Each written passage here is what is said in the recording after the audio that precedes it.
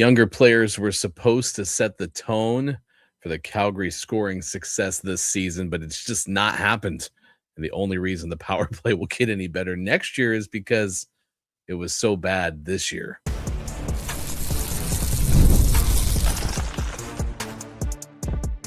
You're Locked On Flames, your daily podcast on the Calgary Flames. Part of the Locked On Podcast Network, your team every day. Hello and welcome. I am Ryan G. Today's episode is brought to you by Game Time. Download the Game Time app, create an account, and use code LOCKEDON for $20 off your first purchase. What are our takeaways from this week in Calgary Flames hockey? We'll visit that as well as talk a little bit about Victor Olofsson, especially after the game on Friday against the Florida Panthers. It might be a little bit of a nice find for the Calgary Flames. The question, of course, is whether or not Calgary brings him back. But we start with this Flames team that you kind of look at a little bit of the preview. I mean, Calgary at this stage is a team that everyone knows is not going to make the postseason, and really the Flames somewhat doing a disservice for the Flames fans and kind of that tank movement, taking a little bit of a blow with a 4-1 win against the Florida Panthers. Granted, the Calgary Flames ended up having 7 power play opportunities, so it's a perfect time to talk about the power play with this Calgary squad, considering the fact that this is a team that has been so bad at the power play for the duration of this year. And even at times, it got a little bit better with Calgary scoring power play goals on their final 2 tallies of the evening against the Florida Panthers. It just seems like this Calgary Flames team, the only reason that upside is there for the Calgary squad is because the power play has been so atrocious this year, right? You look at the beginning of the season, I had to kind of go back sometimes to know where we are. You have to go back to where we have been. And Calgary at the beginning of the season, now that we're 69 games into this year, this is something that came from the ESPN.com season preview that I found was interesting, is the Flames, returned several veterans that we knew: Rasmus Andersson, Mackenzie Weegar, and then Nazem Kadri. These are pieces of the puzzle. Jonathan Huberdeau, of course, as the only one of those 4 that has not been traded from the Calgary Flames at this stage.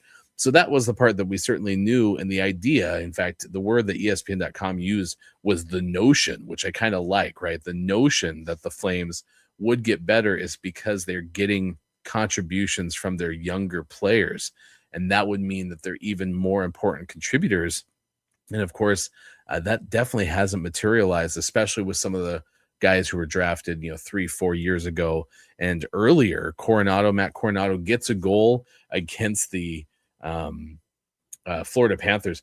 How about that pass to great sequence? Blake Coleman, Matt Vagridden, Matt Coronato. That was a very impressive stretch of play for Calgary in that game. Morgan Frost had a pretty good game against the Florida Panthers. We'll talk more about that specifically a little bit later in the show, but 77 games last year for Matt Coronato and 23 goals scored. This year, 67 games and 15 goals going into the contest against the Florida Panthers.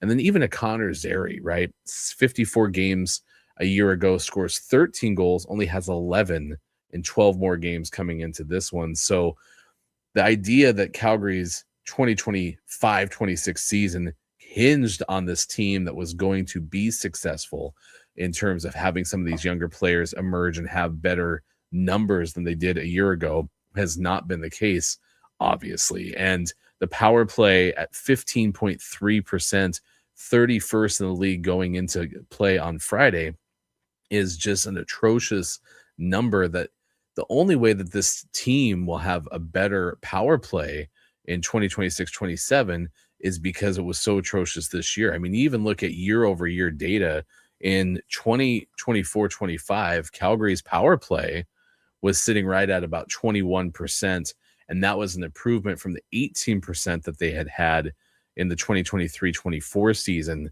So it was difficult to see Calgary taking a huge step backwards in the power play compared to the team that they had a year ago, or even compared to that team that they had 2 years ago, and certainly a far cry from the 20 and 23% that they had in the 2 seasons prior, respectively.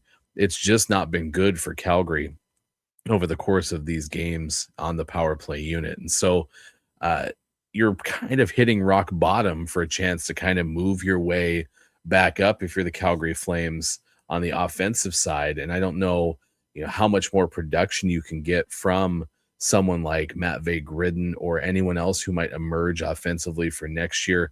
We're going to share in our what we have learned this week in Calgary Flames hockey some comments that you left us on our YouTube channel. Certainly thankful to you for helping us get over 800 subscribers, and our next goal is to hit 1,000 by the time that we reach the end of the regular season. But there's some even conversation about Zayne Parekh, who in that same ESPN.com article was a Calder Award watch and is certainly not actually materialized to be that this year for the Calgary Flames. So there's so much of that is actually okay, and he could be a big reason, again, that Calgary steps up. But most of the success that the Flames will have likely in that power play a year from now will not be necessarily because younger talent has actually taken off, but instead more so for the fact that they were so bad. I do find this interesting. This is in that same ESPN.com preseason article for the Flames coming into this season. It says their underlying numbers from last year show that the Flames can create opportunities, as they were top 10 in shots in 5-on-5 play, while also being in the top half of scoring chances in 5-on-5 play. And that did remind me a lot of the Flames year by year. This is a team that oftentimes would lead games in shots, certainly lead games in shots over stretches, but for some reason wasn't finding wins. And on Friday, kind of to this point, 36 shots for Calgary in that game against the Florida Panthers. I mean, they just controlled things. It got a little out of hand, though, because of the amount of penalties that the Florida Panthers were taking in that contest.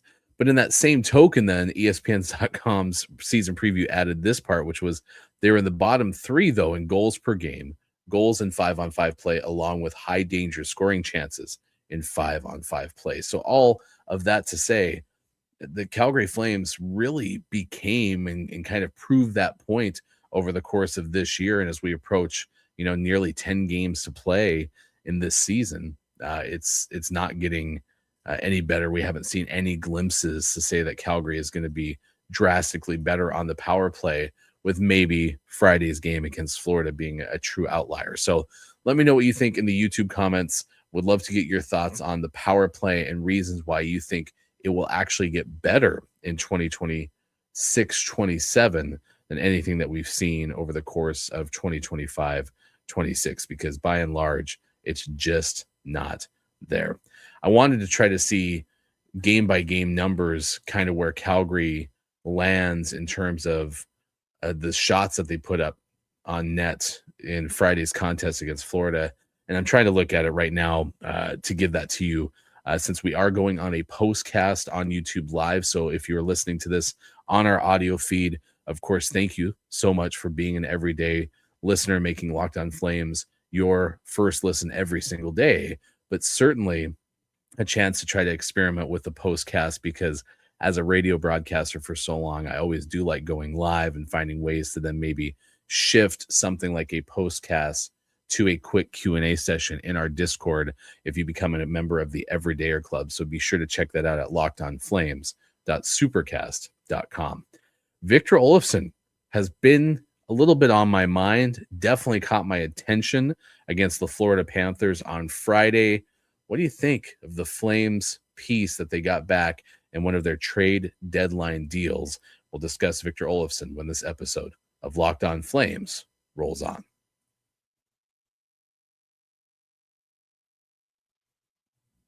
Thank you so much for making Locked On Flames your first listen every single day, and especially this time of year, because college basketball is nonstop. We're talking big games, tight spreads, momentum swings every single night, from early tip-offs to late-night West Coast shootouts.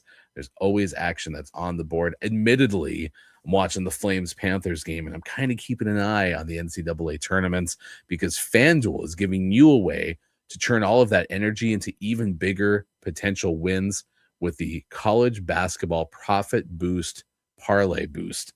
Very cool stuff. You can build any college hoops parlay you want, rivalry games, ranked matchups, whatever kind of fits your instincts. And then you just mix the spreads or the totals or even the player props so that you can match how you see the slate playing out and apply that profit boost to instantly bump up any potential payout. So there's an option for you to go safe. There's an option for you to go bold. You can ride with the team that you've been following all season because it's your parlay. It's your style. And now with more upside behind it. And we've already seen so many awesome moments from the NCAA men's basketball tournament with the NCAA women's basketball tournament also starting going into the weekend. Can't wait to continue to watch all of the hoops.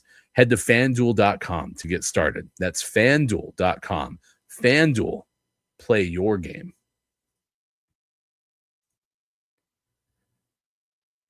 Victor Olofsson had to kind of look back at the past for him too and get a feel for what was expected of him going into his time with the Colorado Avalanche. And of course, cashing in with a goal and a Flaming Sea jersey, one of the two that Calgary put up in the second period to take a 2-0 lead. We'll talk a little bit about the Florida game specifically as well. But first, want to give you an invitation to join our Everydayer Club. It's at lockedonflames.supercast.com. Would love to see you there because when you check out our Everydayer Club, not only you're going to get ad-free episodes of this show, but you're going to get access to a group chat with me, other Locked On NHL hosts, other Locked On hosts across every single sport. So you get also access to all these other listeners on the show. And I've been seeing Clown go out there and talk about being in the Discord, looking for folks to join and talk about things. So be sure to get in there because we would love to see you there. Tap the link in the show notes or go to lockedonflames.supercast.com. Victor Olofsson, I mean, kind of what you saw going into his time or going out of his time with the Colorado Avalanche, had gotten picked up at the very beginning of the year, was playing a good amount of time with Buffalo, but over 115 goals in 430 career games going into his tenure with the Calgary Flames, was brought in on a contract of basically $1.5 million right off the rip. And part of that was they had to find depth, the Colorado Avalanche, because they needed to do so with a little bit of cap space. So they had to basically get a good amount of bang for their buck. And, 105 goals that he had up to the point of some of the writing that I looked back from the preseason. It's kind of what my experiment was on Friday night, thinking about the Panthers game, was what were some of the expectations of this Calgary team going in and how some of that materialized or not materialized, what has kind of gone right and has kind of gone wrong for this Calgary Flames team. And Olofsson gets that goal with the Flames. Awesome to see. You want to have a chance to see your guys, experience some success with this team, especially when you have that UFA pending, right? Unrestricted free agent pending for Olofsson. And a lot of those goals that he had scored had actually been when Calgary or when his teams were in the power play, which was really, really impressive. Now, he's going to be doing that for the Calgary Flames. And there were times in this game where he just kind of caught my attention. He was definitely pushing the tempo, helping Calgary kind of be the aggressor in this game, especially as that game wound down with the Florida Panthers. Pretty good start for Calgary early, certainly, but it got even better. And then, of course, the penalty minutes racked up for the Panthers and things got a little out of hand. Calgary scoring twice on 7 power play opportunities, putting up 36 shots in that contest. And so it was good to see Olofsson get an opportunity to score, find a way to cash in, and almost had a second goal sometime in the third period. But this might be somebody that Calgary has a chance to hold on to because, again, signed a pretty reasonable contract going into his tenure with Colorado. And so maybe Calgary finds a way to keep him, especially if he's enjoying his time with the Flames. Certainly there's really no risk if he doesn't. But yeah, you've already tallied a couple of points in 6-7 games so far for the Calgary Flames. It's got to feel pretty good. And so are there huge expectations? That's the other thing, is really there isn't necessarily for Olofsson if he were to decide to stay in Calgary. If nothing else, the Flames, got him for an opportunity to look at what might be with everything that happened out of the Nazem Kadri trade and of course the draft capital that Calgary has been building up anyway, Olofsson might be somebody that the Flames will decide to keep, but there's not really a reason that they absolutely have to by any means, but could probably find a way to fit him in with the amount of cap space that Calgary is going to have into the 2026-27 season. Joel Farabee is another one who's really been standing out in the last handful of games for Calgary, has been pretty impressive. And so it's another one that I'm kind of interested in seeing how things go for him over the course of the next 10 games of this year, and then kind of where he lands going into the 2026-27 season, because you just never know where things, will wind up with some of these players that have had, ups and downs and a little bit of a roller coaster tenure with Calgary. I mean, signed only for one more season after next. So you're kind of looking in to that first year at Scotia Place for Farabee. But yeah, it's been pretty good to see him have some confidence. And they talked a little bit about that on the broadcast, for what it's worth. Tuned into a little bit of the intermission talk in between the first and second period. When I watch the games live, I try to tune into the opponent's broadcast because I like to get a perspective of what other people's thoughts are on the Calgary Flames. As a play-by-play broadcaster, it helps me get kind of the thoughts of what comes out of production meetings and getting set for those broadcasts, especially over the course of 82 games. But then over the intermission, sometimes in the second period, I kind of like to tune into the Calgary or the Sportsnet broadcast to see what they're thinking. And that was kind of the thing, is Farabee has been being more vocal, has been stepping up for opportunities according to what the Flames broadcast personnel are discussing. And that seems to bode well, especially for a guy who kind of fits that same draft slot that a Matt Coronato has, right? Picked up in the middle of the first round back in 2018 with Philadelphia. And that's exciting. I thought actually Connor Zary skated pretty well. I mean, there was a little bit of aggressiveness from him as well. I love seeing Gridden on that first unit with the power play. And then of course, just highlights. I mean, there's a pretty nice Matvei Gridden rip in the second period in the game against the Florida Panthers. He just keeps finding spots, and there's a tempo by which Gridden's been playing that seems like he's maybe not running a full step ahead. I think Calgary would be having more success, of course, scoring if he was running a full step ahead. I think Calgary would be getting more production from Matvei Gridden if he was maybe moving in that respect. But he's also incredibly young, has just turned 20 years old, and still is finding moments where he's definitely anticipating nicely. That was really cool to see. And he's definitely getting the attention of everyone that's covering Calgary, again, going back to looking at perspectives coming from the visiting team's broadcast. A couple other quick notes on the matchup, because we don't really do a ton of post-mortem on the game recap, but kind of trying to focus more on why it matters. And the Flames, if they can get to 4 goals, is anyone ever going to stop them? This is from Gino Hard, but I know it's been out there as well through X. Calgary Flames are the 6th team in NHL history to win 53 games in a row when scoring 4 or more games. Think about that. You're 53-0 when scoring 4 goals or more. That is such a fun run. And if nothing else, it gives Calgary just this little piece of something to look forward to going into a really low expectations 2026-27. Of course, if Calgary could find a couple more 4-goal games this season, it would be even more impressive, but just still finding a way to win. But as I talked about on the show prior, Dustin Wolf gives you a chance to win games when you're able to score at least 3. Calgary being one of the worst scoring teams in the entire league at, basically hanging around 2.5 goals per game, getting to that 3-goal mark is pretty impressive. And then if you're winning 53 games in a row when scoring 4 goals, it's a testament to what your defense has done. Calgary was pretty brutal, giving the puck away, especially early in the game against Florida. There were a few turnovers that were even kind of above the dots in the defensive zone, which was disappointing. But all in all, Calgary kind of evened things out. And apologies to Team Tank, because that did not do Calgary any favors trying to get the number 2 overall draft pick, have the best odds certainly to do that. I wanted to give shout out to Robert from the Red Mile Rundown podcast as well. Had a couple of post-game thoughts. You can find Red Mile Rundown podcast on YouTube. They release new episodes usually early Tuesday.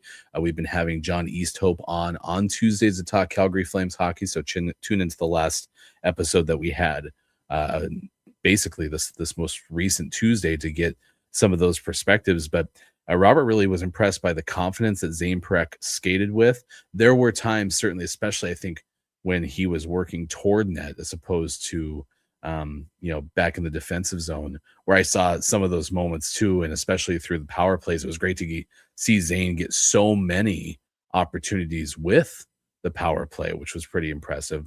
There was definitely the big hit that gave Calgary the whole third period for the opportunity to play with a man or two men up. And, Robert's mentioned AJ Greer might be suspended for a few games, but then also highlighting Morgan Frost, which I think is certainly a good thing to do, because Morgan Frost played good minutes too for the Calgary Flames. Robert saying it's probably his best game in a Calgary uniform, which is pretty high praise considering how many he's played since coming over from Philadelphia so far. You have 4 shots and 2 hits mixed in there.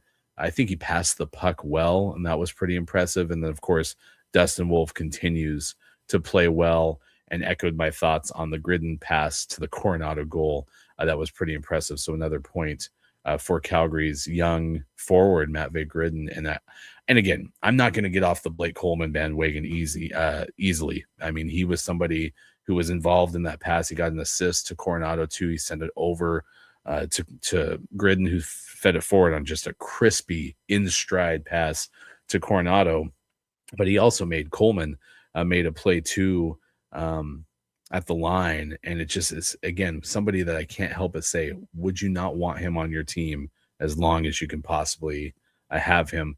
A shout out, by the way, Frost's goal on that first power play goal for Calgary had a Zayne Parekh assist as well, so I think that's worth noting as well. All right, when we get into our final segment, we're going to talk a little bit about what we learned this week in Calgary Flames hockey. You can share what you thought we learned in our YouTube comments as well, doing a postcast live on YouTube and experimenting with that. Of course, we invite you to join us every single Monday through Friday for Locked On Flames and making it your first listen every single day. We'll talk more about what we learned this week in Flames hockey next on Locked On Flames.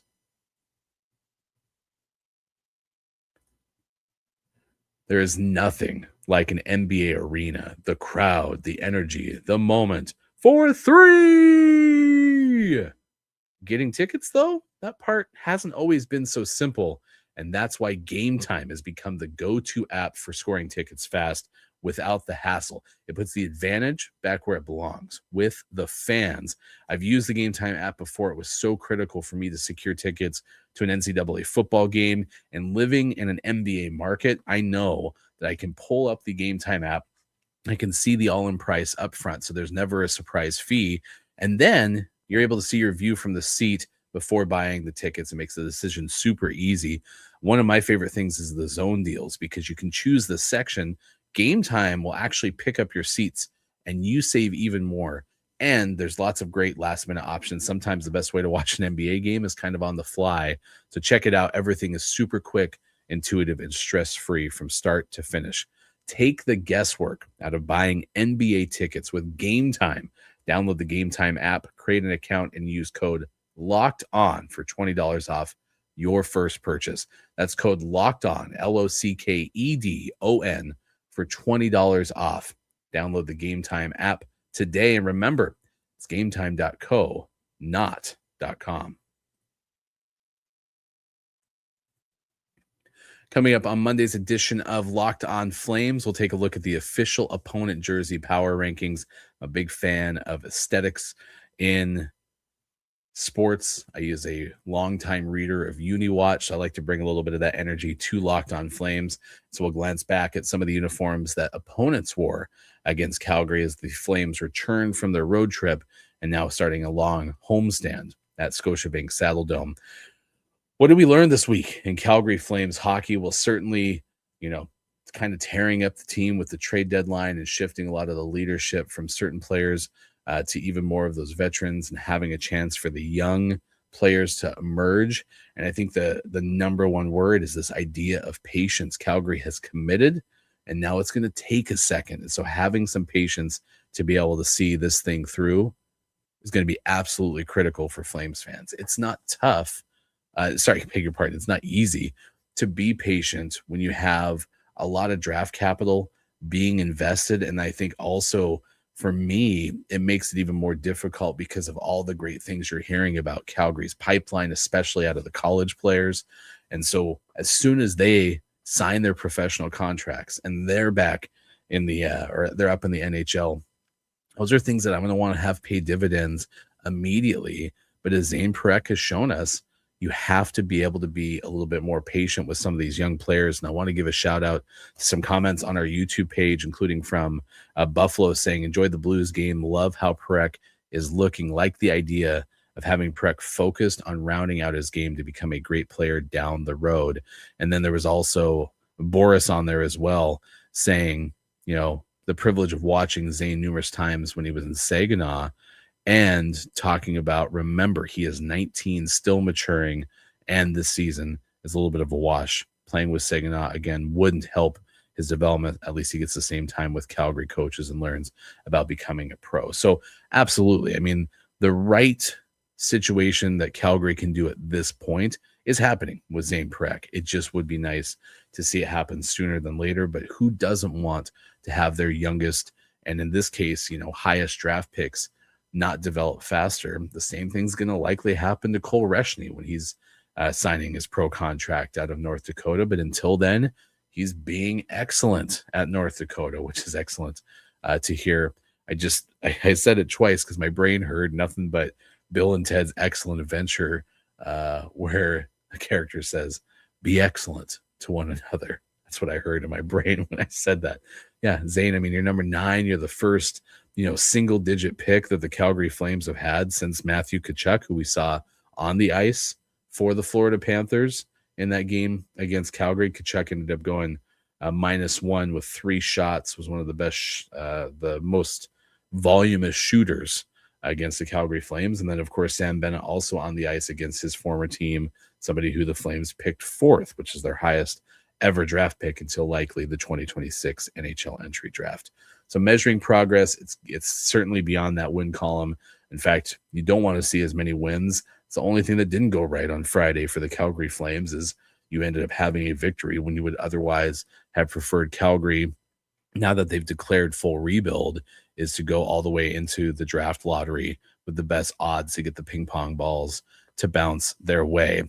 And I think there's something to Craig Conroy talking about having the playoffs in the Saddle Dome for the final season of that building, but I also completely understand how that seems unlikely given the construction, unless the Flames do get unique multi-generational talent like Gavin McKenna, and he dons the Flaming Sea right away, and he just opens up more scoring opportunities than Calgary expected. The one thing that the Flames have that is a true accelerator is the fact that Dustin Wolf, and certainly it seems Devin Cooley, are not going to allow many goals each game. So I do think that that's certainly an interesting prospect, but Calgary really is going to have a slim shot at getting that top pick unless those ping pong balls bounce their way and you get a little bit of luck in the end. And I keep talking about accelerators.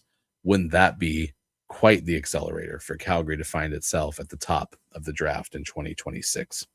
Big thanks to everyone who tuned in this week, and of course today on Locked On Flames. Be sure to join us Monday. We'll go through our official opponent jersey power rankings and get your week started off right as the homestand continues for the Calgary Flames. Again, we invite you to continue to subscribe, follow, share the podcast with a friend so you never miss an episode, because we try to make this show your first listen every single day, and you're showing us that you want to do that, especially with the way that you're showing up for us specifically on Locked On Flames. I cannot thank you enough. Of course, check out the Everydayer Club, because if you never miss an episode, we built this thing specifically for you. You can go to lockedonflames.supercast.com. You're going to get ad-free access to the show on your favorite podcast player, and you're going to get members-only Discord access, chance to talk to us directly on our Locked On Discord. So go over there to lockedonflames.supercast.com to join the club. For those of you on video, stick around. We're going to send you over to the first ever 24/7 National Locked On Podcast Network YouTube channel. On audio, make sure your second listen is NHL Game Night on Locked On NHL. My name is Ryan G. Thanks for having fun with us. We'll talk to you again soon for more Locked On Flames.